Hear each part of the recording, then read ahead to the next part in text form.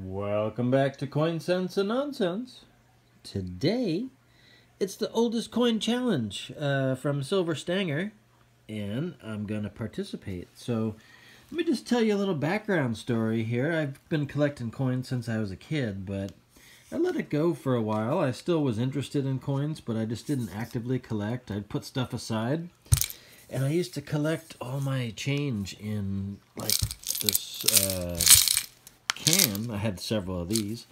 And so when I got into collecting again, I decided, hey, I better go through all my pennies and check everything out. Or I had separated everything into pennies and different denominations. So I was going through my pennies one day, and I go, man, that one looks different. I better check it out. And I looked at it, I go, man, I can't see it, but it doesn't look like a regular penny. I might have something good. And you can just barely tell. It says 1 dime. Woohoo! So, oh, and it's silver, and it's an 1838 seated Liberty dime.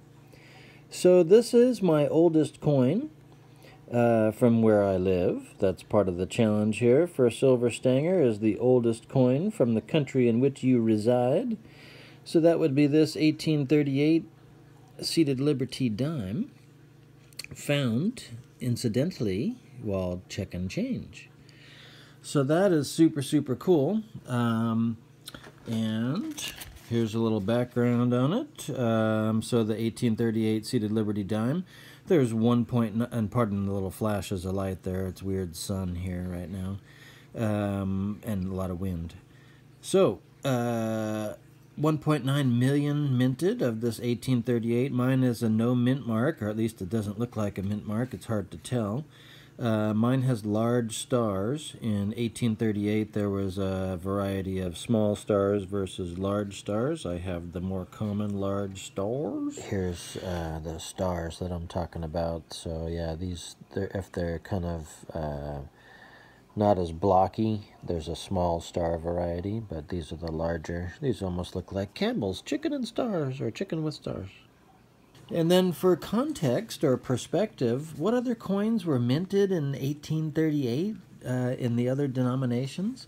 Well, there was the matron head large cent. There weren't even small cents yet for pennies or anything. It was the matron head large cent. It was the Liberty seated half dime. There were no nickels yet. So Liberty seated half dime looked kind of the same, or just a little bit smaller than the Liberty seated dime. And then there was the cap bust quarter that ended in 1838, and then that started the Liberty seated quarter in 1838. So there was 2 in that year.